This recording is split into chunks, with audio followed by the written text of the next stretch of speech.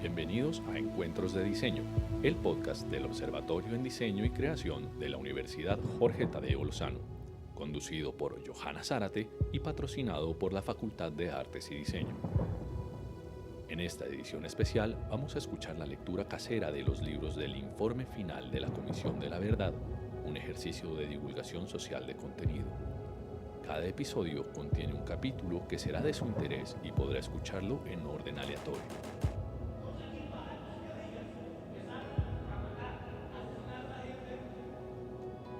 Hola a todos y todas. En esta edición especial de Encuentros de Diseño queremos apoyar a una iniciativa ciudadana de lectura casera del Informe de la Comisión de la Verdad. En este episodio escucharemos a Rita Astrid Rodríguez Mendoza, docente e investigadora en español, literatura y artes, en pedagogía e historia de la educación en Colombia y América Latina, curadora e historiadora del arte y ensayista. Esperamos que sigan con esta lectura y la compartan con el mundo. Escuchemos.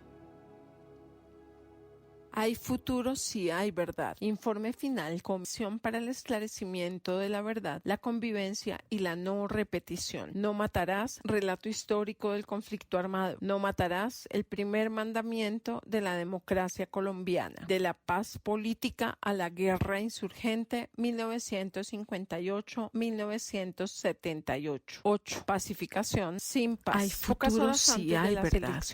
Informe final, Comisión para el Esclarecimiento de la Verdad, la Convivencia y la No Repetición. No matarás, relato histórico del conflicto armado. No matarás, el primer mandamiento de la democracia colombiana. De la paz política a la guerra insurgente, 1958-1978. 7. Los paradigmas de la Guerra Fría. El 19 de agosto de 1961, miles de soldados y trabajadores del lado oriental de Berlín empezaron a levantar un muro que, aunque burdo, impedía los movimientos de las personas de un lado a otro de la capital alemana. En pocas semanas, el muro había sido elevado tanto que no podía ser escalado. Además, estaba cubierto de alambradas, puestos de vigilancia, tapias y gendarmes que lo volvieron infranqueable. A un costado estaban apostados los tanques de guerra soviéticos, al otro los de Estados Unidos. El muro de Berlín se convertiría desde entonces y hasta finales de 1989 en el símbolo de la Guerra Fría. La Segunda Guerra Mundial dejó dividido al mundo en dos modelos, uno que promovía el capitalismo y la democracia liberal en cabeza de Estados Unidos y otro que abogaba por el socialismo y el comunismo liderado por la Unión Soviética y la China de Mao Zedong. Ese mundo bipolar se había enfrentado en la Guerra de Corea 1950-1953, la cual dejó más de 1 millón de muertos y ningún ganador. Lo que tomaba cuerpo con el muro de Berlín era diferente, una guerra preventiva en la que el espionaje, la propaganda, las conspiraciones y la presión económica y política serían formas privilegiadas de lucha. La idea de amigo-enemigo había quedado demarcada de manera tajante y sentimientos como la desconfianza, el miedo y el desprecio por el otro hicieron mella en la cultura política de toda una generación. Esos muros mentales duraron más que la propia cortina de hierro, bajo la noción del enemigo interno y el enemigo de clase. Estados Unidos y la Unión Soviética no se atacaron directamente, dado que la guerra nuclear era una amenaza latente, pero trasladaron sus disputas a los países donde existían guerras civiles, luchas contra el colonialismo o las dictaduras en África, Asia y América Latina. En ese contexto, las potencias occidentales que tenían colonias construyeron un cuerpo doctrinario de técnicas contra insurgentes que tuvieron como laboratorios a Malasia y Kenia por Gran Bretaña, Argelia e Indochina, Francia, y Corea y Vietnam, Estados Unidos, y luego se extendieron a prácticamente todos los países bajo su órbita. Al mismo tiempo, en los años 60 se vivía un cisma cultural. En Estados Unidos se daba la lucha por los derechos civiles de los negros y el feminismo se convertía en la revolución pacífica que cambiaría la vida de millones de mujeres y sus familias. Los jóvenes, hastiados de la guerra y del sistema, estaban haciendo revoluciones culturales como la del Mayo francés. Incluso la Iglesia Católica, consciente de que había un despertar de la sociedad, se renovaba a sí misma con el Concilio Vaticano II, que daría paso a la teología de la liberación o la opción preferencial por los pobres. El 1 de enero de 1959 triunfó la Revolución cubana. Los guerrilleros, liderados por Fidel Castro, derrocaron al dictador Fulgencio Batista bajo condiciones excepcionales. Los revolucionarios nacionalizaron empresas y expropiaron grandes extensiones de tierra para hacer una reforma agraria. Aunque los cubanos ofrecieron indemnizaciones, los empresarios estadounidenses no las aceptaron. Estados Unidos declaró a la revolución como una amenaza para sus intereses e impuso el embargo político y económico que pervive hasta hoy. Para 1961, Estados Unidos apoyó la invasión de la isla por parte de los opositores de la revolución en la bahía de Cochinos, lo cual llevó a Castro a buscar el apoyo de la Unión de Repúblicas Socialistas Soviéticas URSS y declarar a Cuba como un país socialista. A renglón seguido se produjo la crisis de los misiles en octubre de 1962, lo que puso al planeta en vilo ante el riesgo inminente de que se produjera una guerra nuclear, excepto por Cuba. Para entonces América Latina no era un área de expansión para la URSS, cuyos intereses estaban centrados en Europa y Asia. Su apoyo a los partidos comunistas era político e ideológico y se enmarcaba en la doctrina de la coexistencia pacífica y, por supuesto, en las lógicas de espionaje y propaganda propias de la Guerra Fría. Otra cosa eran los cubanos. Al lado de Castro estaba Ernesto Che Guevara, quien tuvo una gran influencia en la izquierda de los años 60. Guevara era un defensor de la dimensión internacional de la revolución. Él mismo era argentino de nacimiento, pero había sido guerrillero en Guatemala, Cuba y luego en el Congo y Bolivia, donde fue asesinado. Su intención era desplegarse por la cordillera de los Andes, ubicar a lo largo de esa cadena montañosa puntos estratégicos para la lucha armada revolucionaria, como lo había hecho en la Sierra Maestra de Cuba, aplicando la táctica del foquismo. Este panorama internacional permitió acentuar en Colombia la oposición, así como la difusión de ideas sobre una revolución. Cuba desempeñó un papel de apoyo político y militar para las guerrillas colombianas hasta los años 80. En diversos testimonios para la Comisión de la Verdad, miembros de los grupos armados FARC, EP, ELN, EPL y M-19 admitieron que recibieron entrenamiento militar en la isla y en otros países del eje socialista, así como apoyo logístico y protección humanitaria cuando la necesitaron. Esto lo ratifican los informes militares sobre el conflicto. Abro comillas. Todas las guerrillas colombianas, sin distinción alguna, adoptaron un componente internacional a la práctica de la tesis de la combinación de todas las formas de lucha. La lucha armada también tuvo un matiz de lucha internacional, deseo de reconocimiento de estatus de beligerancia por parte de los países socialistas y, en el mejor de los casos, un apoyo o entrenamiento militar ideológico. Cierro comillas.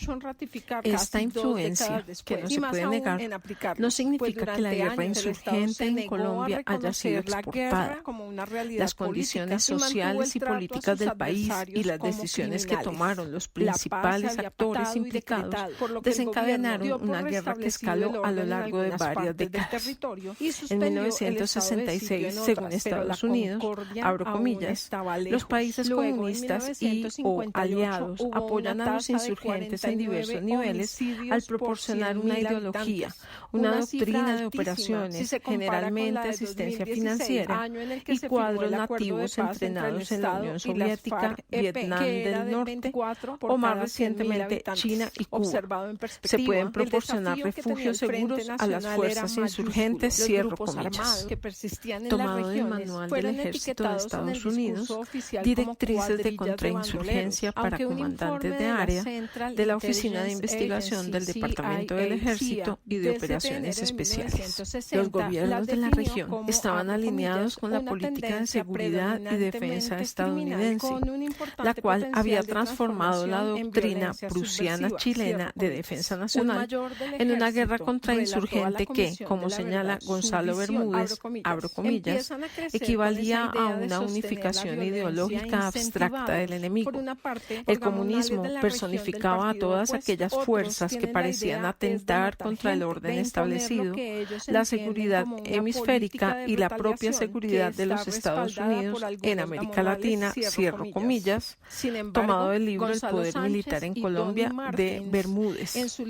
La injerencia directa de Washington en la política y la economía, que fue tolerada por gran parte de las élites criollas, siguió alimentando el sentimiento antiimperialista en sectores liberales y en las izquierdas. Durante el último siglo, Colombia ha mantenido una disciplinada alineación con Estados Unidos y sus intereses en materia de seguridad y política exterior.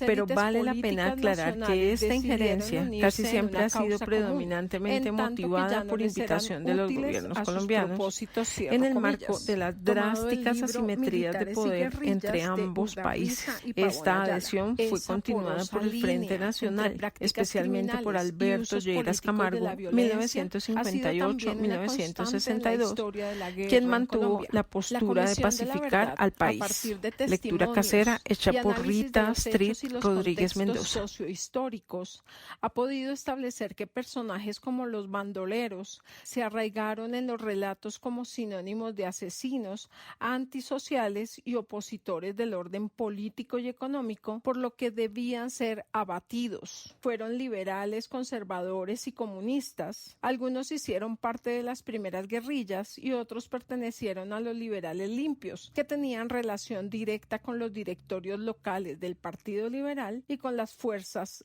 Armadas. Estas últimas mantuvieron constantes enfrentamientos con las autodefensas comunistas que se habían acogido a la pacificación sin dejar las armas. Es importante considerar que las disputas entre limpios y comunes no eran solo venganzas personales, robo de ganado, cosechas cafeteras y o colaboración o enfrentamiento con las fuerzas militares. Las bases sociales de los dos grupos eran distintas. Los limpios eran aparceros, arrendatarios y jornaleros de las haciendas de los gamonales regionales liberales, a quienes servían incluso con armas, mientras que las filas de las autodefensas comunistas se componían de jóvenes sin tierra, cuya disputa estaba exactamente con esos gamonales, muchos de los cuales eran comerciantes que dominaban la compra del café, sobre la que cometían diferentes abusos. A propósito del Frente Nacional, el Partido Comunista Colombiano decidió reconvertir la guerrilla en movimiento de autodefensa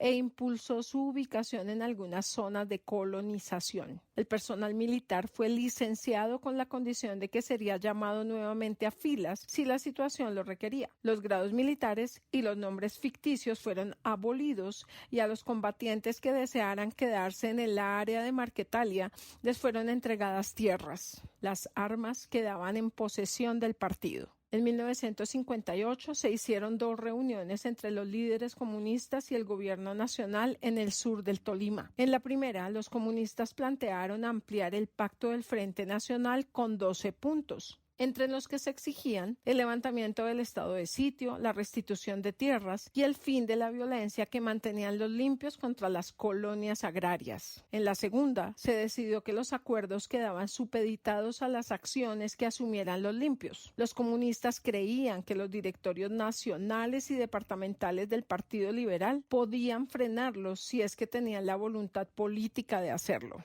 Lleras Camargo optó por combinar una agenda militar con una social y política. De inmediato le solicitó al presidente de Estados Unidos, Dwight David Eisenhower, cooperación para fortalecer las capacidades de la fuerza pública. Al mismo tiempo, impulsó la Comisión Nacional Investigadora de las Causas Actuales de la Violencia y un programa de rehabilitación resucitó la reforma agraria que llevaba 2 décadas moribunda y creó instituciones para el desarrollo social y democrático, como las Juntas de Acción Comunal y el Instituto Colombiano de la Reforma Agraria, INCORA. La Comisión Nacional Investigadora de las Causas Actuales de la Violencia estuvo integrada por 7 personas, 3 políticos, 2 sacerdotes y 2 militares que se dedicaron a leer expedientes judiciales hasta que uno de sus líderes, Monseñor Germán Guzmán Campo, quien fue párroco de Líbano, Tolima, les dijo, abro comillas, para cazar tigres es necesario ir a donde haya tigres. Si queremos investigar y frenar la violencia, vamos a donde están los violentos y hablemos con ellos donde sea, cierro comillas.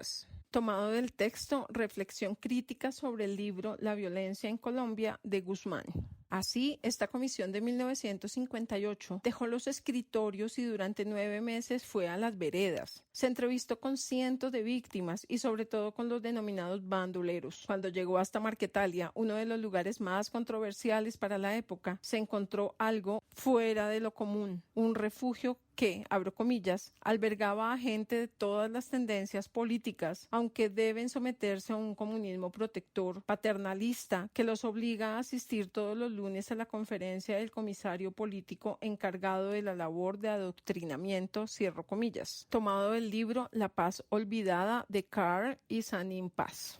Esa comisión no entregó un documento final porque, como señaló uno de sus miembros, Otto Morales, no fue posible, abro comillas, llegar a un informe consensuado entre sus miembros. Así que la solución fue que cada integrante le contara al presidente sus propias conclusiones y dejara a su criterio las acciones a seguir, cierro comillas. Tomado del libro Adiós a las FARC y ¿ahora qué?, de López Hernández.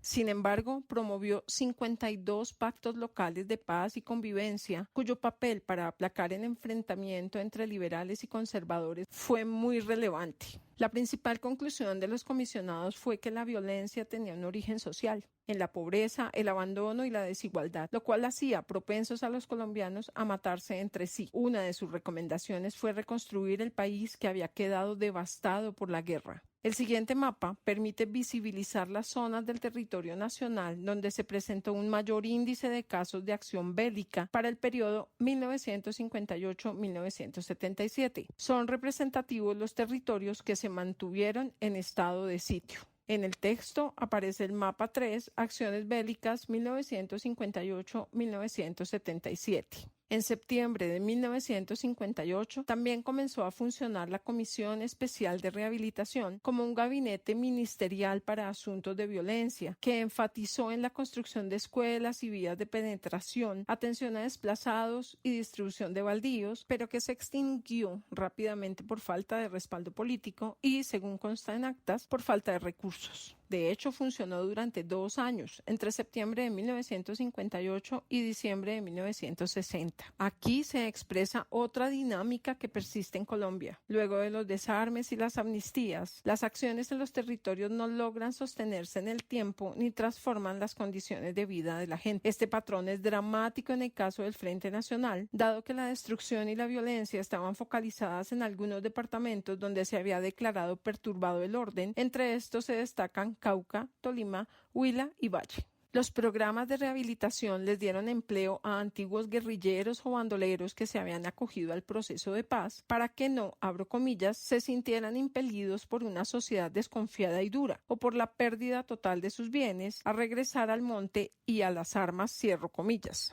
Tomado del texto Anales del Congreso de la República de Colombia. Otro elemento a analizar del Frente Nacional tiene que ver con la repartición paritaria de los cargos públicos. Los planes de rehabilitación quedaron atrapados en esa lógica burocrática. En una entrevista colectiva con la Comisión de la Verdad, antiguos dirigentes agrarios y del Partido Comunista de la región de Sumapaz lo recordaron de esta manera, abro comillas, realmente la rehabilitación no se dio. Arrancó con algunas vías, por ejemplo, o algunas escuelas que se construyeron, pero la dotación y los profesores fue una larga lucha. Los dineros de la rehabilitación en Cabrera, Cundinamarca, era lo que dijera Barbajecha, miembro de los Limpios. Vaya a que le preste su papá Juan de la Cruz, que le dé plata. porque esta plata es para la gente nuestra, decía él, sentado al lado del gerente de la Caja Agraria, distribuyendo los créditos de rehabilitación, cierro comillas. Lleras Camargo creó las juntas de acción comunal como un mecanismo para promover la planeación del desarrollo en las regiones a partir de la organización de los propios ciudadanos. Sin embargo, la infraestructura de bienes y servicios básicos como agua, luz, transporte, salud, educación, etc.,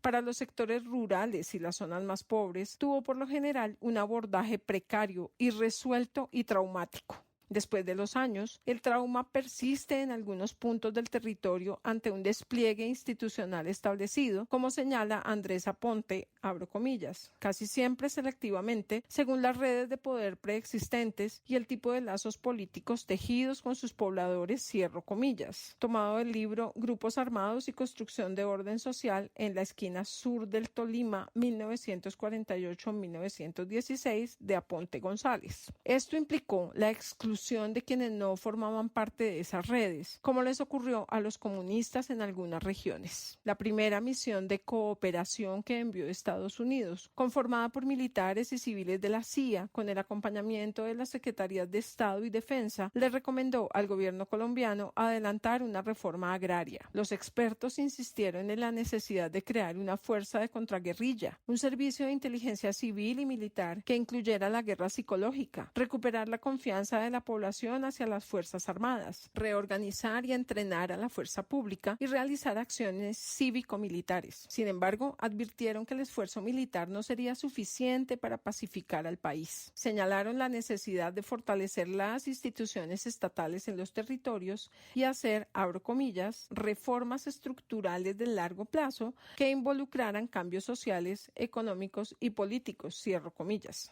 Esta visión también fue compartida por John F. Kennedy, 1961-1963, quien impulsó la Alianza para el Progreso como una política de desarrollo social que evitaría más revoluciones en el continente. Entre 1959 y 1961, el conflicto rural seguía vivo. Volvieron las invasiones de tierra y las disputas con los terratenientes, especialmente en las provincias de Tequendama y Sumapaz, en Cundinamarca y Tolima, epicentros del conflicto agrario desde la década del 20, pero también en otras regiones de la costa caribe. En Biotá, cerca de 800 personas que venían de Huila y Tolima ocuparon 1.435 fanegadas de la hacienda Florencia. En menos de un año, la toma de tierra se extendió por Magdalena, Atlántico, Bolívar, Valle del Cauca, Santander, norte de Santander y Tolima. Estas tomas demostraban, según Gonzalo Sánchez, que el problema agrario, abro comillas, había roto la barrera de los departamentos en estado de sitio, la camisa de fuerza del orden público y que, por lo tanto, la capacidad de enderezar entuertos de la Oficina de Rehabilitación había sido igualmente desbordada, cierro comillas. Tomado del texto Rehabilitación y Violencia bajo el Frente Nacional de Sánchez. En lugares como el Sumapaz, dirigentes agrarios como Juan de la Cruz Varela expresaron sus visiones frente al tema.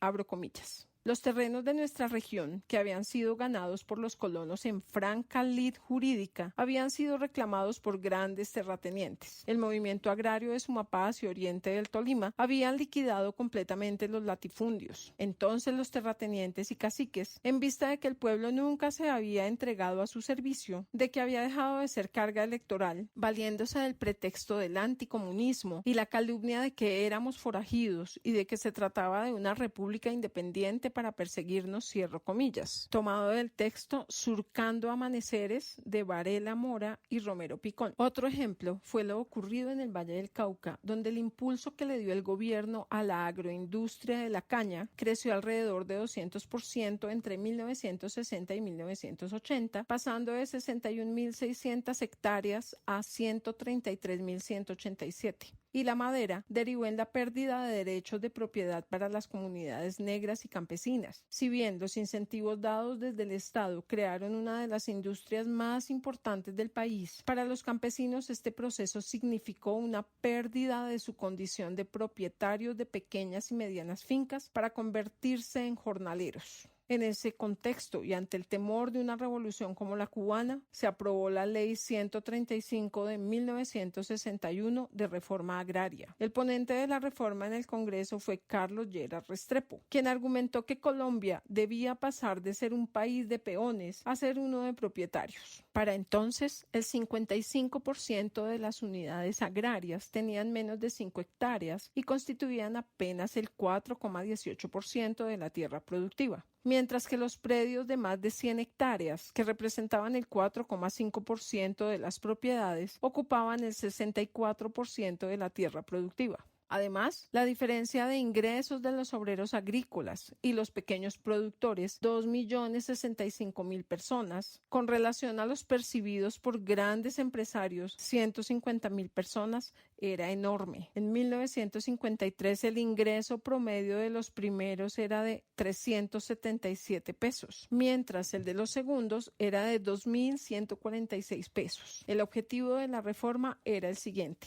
abro comillas: reformar la estructura social agraria por medio de procedimientos enderezados a eliminar y prevenir la inequitativa concentración de la propiedad rústica o su fraccionamiento antieconómico, reconstruir adecuadas unidades de explotación en las zonas de minifundio y dotar de tierra a los que no las posean, con preferencia para quienes hayan de conducir directamente su explotación e incorporar a esta su trabajo personal, cierro comillas. Sin embargo, como en ocasiones anteriores, en lugar de acabar con el latifundio improductivo, lo que se incentivó fue la colonización a través de la entrega de baldíos. Entre 1958 y 1961 se efectuaron 9.755 adjudicaciones por más de 1 millón de hectáreas, pero favorecieron principalmente a grandes empresarios. Es el caso de Pulpapel. Luego Smurfit Carton de Colombia, que entre 1959 y 1974 recibió más de 100.000 hectáreas para la explotación maderera.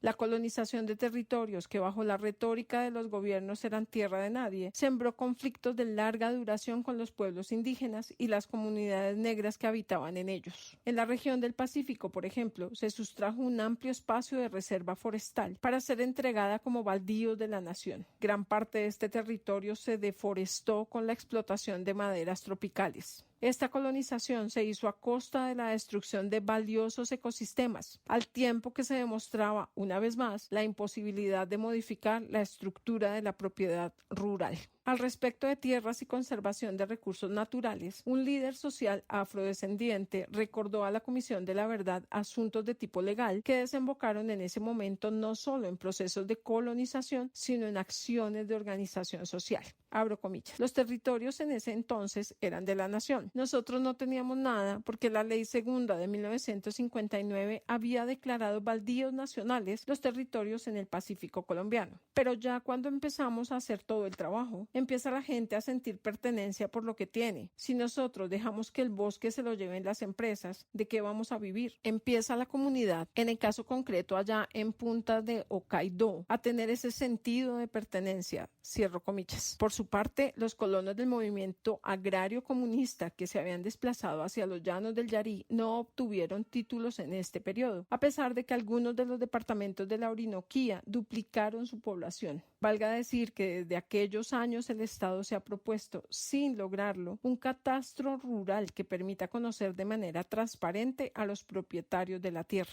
El 20% de las parcelas adjudicadas por el Instituto Colombiano de la Reforma Agraria INCORA estaban en Tolima. James Henderson señala que en el valle del río Cunday, los técnicos del INCORA construyeron escuelas y puestos de salud, mejoraron carreteras, establecieron cooperativas y asistieron a la redistribución de la tierra. Abro comillas. Hicieron del Tolima el escenario de la reforma agraria del país, que se encontraba en proceso de ubicar a 600 familias campesinas en más de 10.000 hectáreas, que eran propiedad de 31 hacendados, cierro comillas. Tomado del libro Cuando Colombia sangraba, de Henderson. Los grandes propietarios de tierras, que vieron en riesgo sus feudos, crearon la Federación Nacional de Ganaderos Fenegan y de manera temprana se opusieron a la reforma. Al igual que en los años 30, el escenario político fue adverso para el cambio, dada la alta representación de los latifundistas en las instituciones controladas por los congresistas liberales y conservadores. Uno de los más incisos críticos fue Álvaro Gómez Hurtado, quien desde el Congreso emitía sus pronósticos. Abro comillas. El presidente Lleras va a pasar a la historia como uno de los grandes enemigos de los agricultores, porque teniéndolo todo, teniendo grandes posibilidades de desarrollo, se empeñó en sostener un proyecto y con ese pretexto de la tal reforma agraria, paralizó la acción del Estado en el desarrollo de la agricultura, cierro comillas. Citado en el libro La paz, la violencia, testigos de excepción, de Alapi. Mientras la reforma languidecía, la Guerra Fría se sentía más en la región. En agosto de 1961 se constituyó formalmente la Alianza para el Progreso,